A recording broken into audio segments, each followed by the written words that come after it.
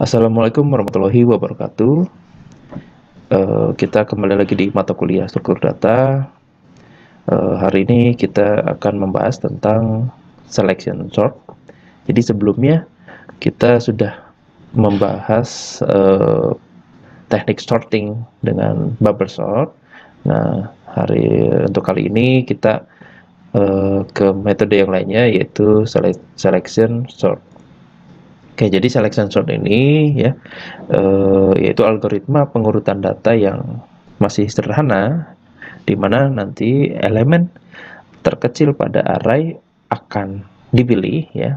Nah, jadi kata kuncinya adalah selection, yaitu pemilihan ya. Elemen yang terkecil pada array itu adalah kumpulan data, nanti dicari mana yang paling kecil, kemudian nanti jika sudah ketemu maka akan ditukar ke posisi paling awal ya. Nah, jadi prosesnya sederhana.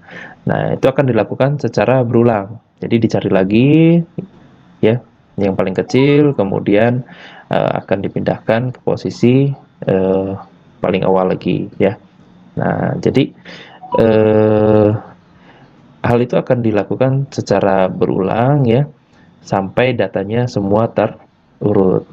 Oke, untuk lebih memahami lagi, saya akan tampilkan dalam bentuk visualisasinya ya. Kita buka di visualgo.net. Jadi di sini kita akan melihat bagaimana ilustrasi dari proses selection sort. Oke, selection sort, kita klik di sini selection sort. Nah, kita pilih sort, kemudian klik tombol go. Nah, kita bisa lihat di sini ya proses awal. Jadi yang paling kiri itu sudah langsung terkunci ya. Lalu akan dicari nilai yang paling kecil ya, paling kecil. Nah, setelah ketemu itu akan dipindahkan ke posisi paling awal. Nah, kemudian di perulangan kedua dicari lagi ya, ketemu yang paling kecil, kemudian dipindahkan ke posisi kedua.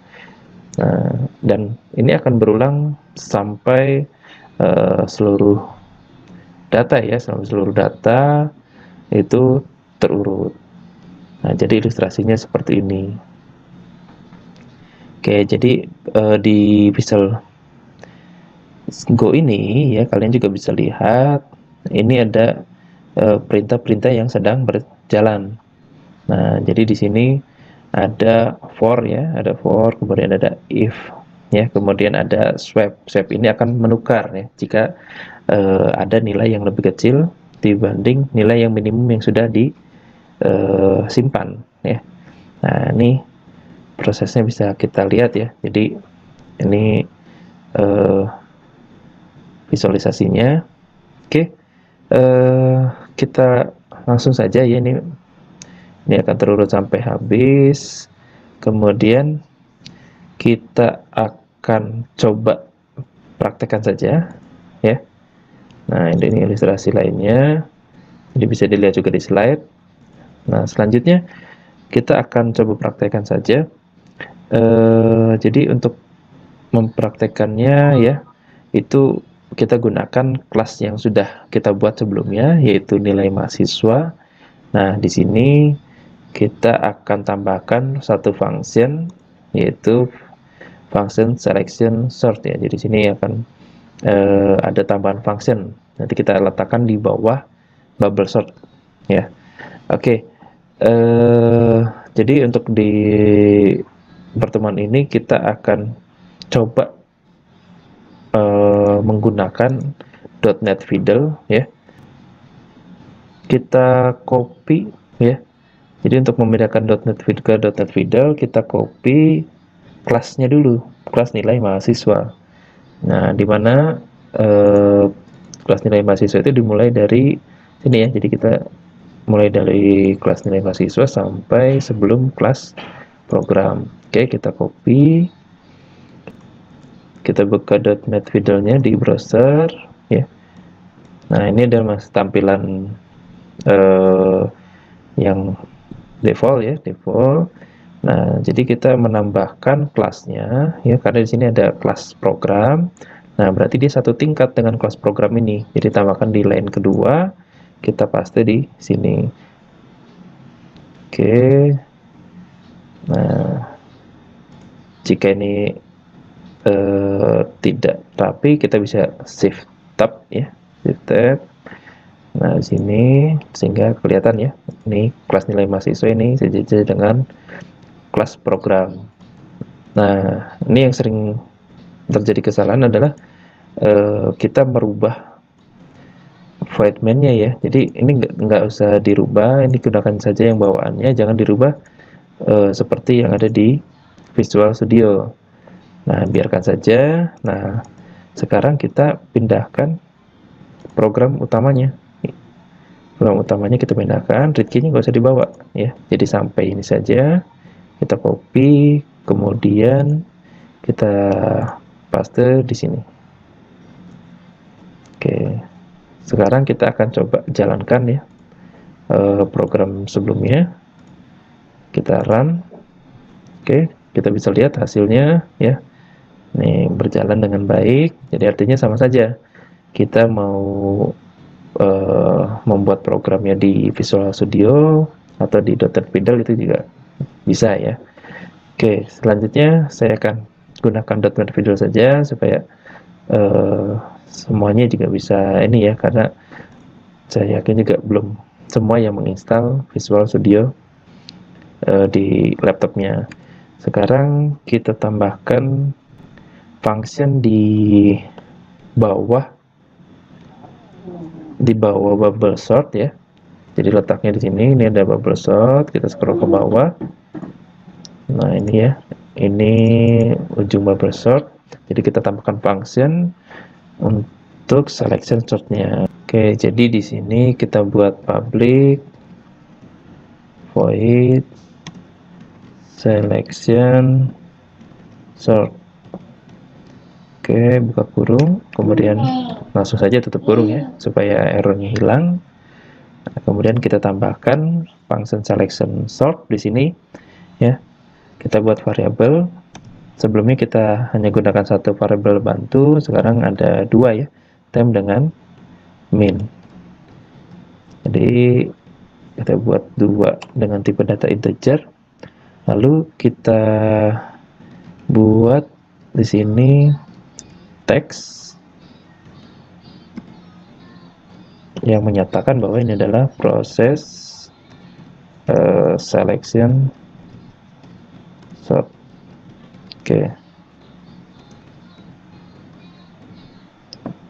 selanjutnya kita tambahkan perulangan ya. Jika kita lihat tadi alurnya ya, yang tadinya dia di bubble sort itu dari belakang ya, dari belakang ke paling awal. Sekarang kita ulang dari awal dulu ya. Jadi semua perulangannya itu, baik perulangan yang di luar atau yang di dalam, ini berjalannya dari kiri ke kanan ya. Oke, jadi kita buat di sini perulangannya for int luar sama dengan 0 ya. Jadi dimulai dari 0 sampai luar kurang dari sama dengan nilai atas. Atas ini adalah nilai paling akhir. Oke, kemudian luar plus. Nah, ini adalah stepnya. Jadi akan menambahkan satu angka ya setiap perulangannya. Kemudian kita buat di sini nilai minnya ya. Untuk nilai min yang pertama itu kita akan samakan dengan nilai min yaitu luar ya. Kita buat seperti ini. Kemudian di sini kita buat garis ya. Garis untuk membatasi setiap prosesnya supaya kelihatan ya setiap prosesnya. Oke, kemudian kita buat perulangan yang di dalam ya. Jadi int dalam sama dengan luar. Oke, jadi ini kita tambahkan satu.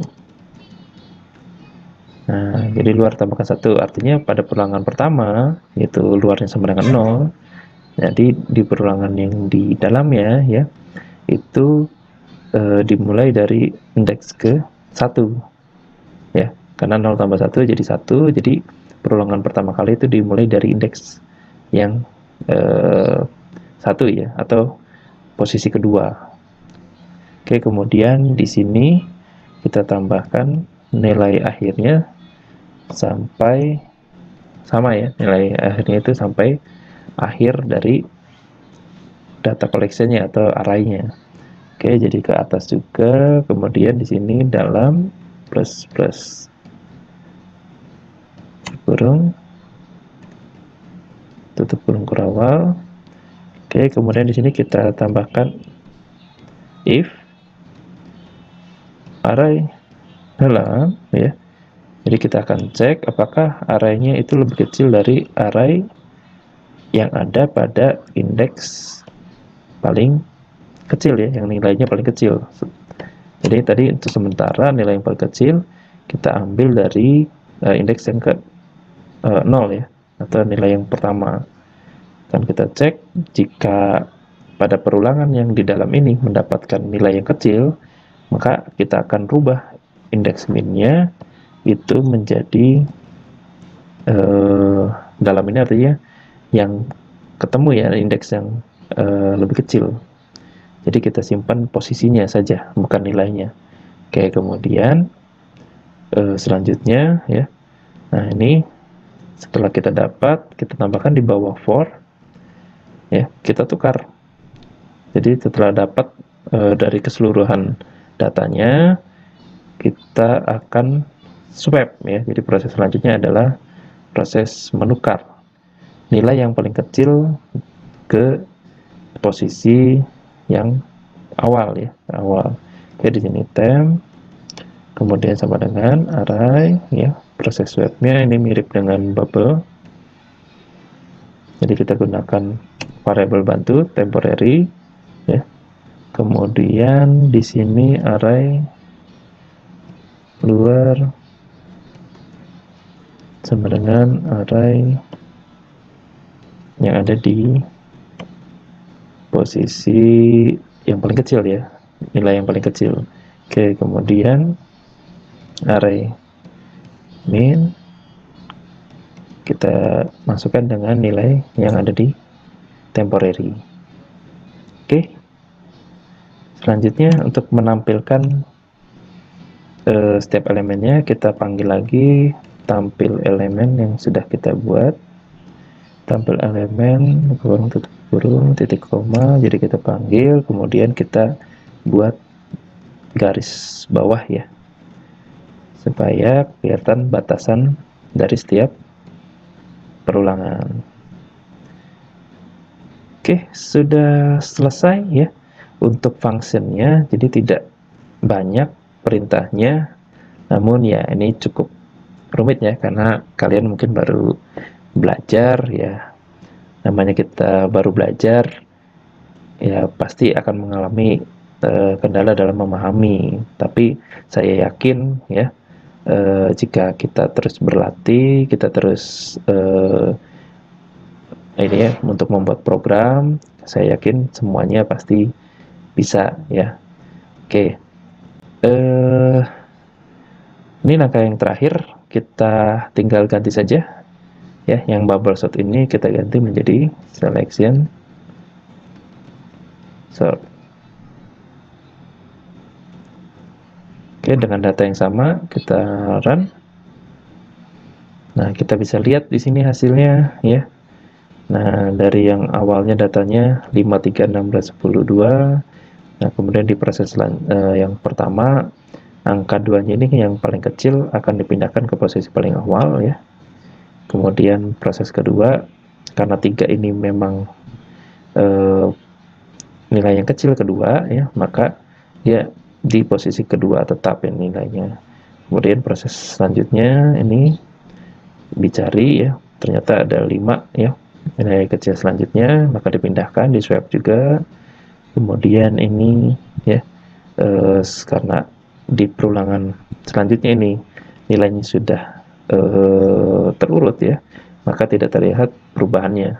Jadi di 3 perulangan terakhir ini tidak terjadi proses swap, dan ini adalah hasil akhirnya 2, 3, 5, 10, 16. Oke, kita sudah berhasil mengimplementasikan selection sort ya. Nah, jadi kalian bisa lihat perbedaannya ya, dan kalian bisa menganalisa ya apa kelebihan dan kekurangan dari bubble sort dan selection sort. Oke, untuk hari ini cukup sekian ya. Jika ada yang ingin ditanyakan, kalian bisa japri ya melalui WA, atau kalian bisa menggunakan message yang ada di Edmodo, atau bisa juga komentar. Oke, terima kasih atas perhatiannya. Saya akhiri saja. Wassalamualaikum warahmatullahi wabarakatuh.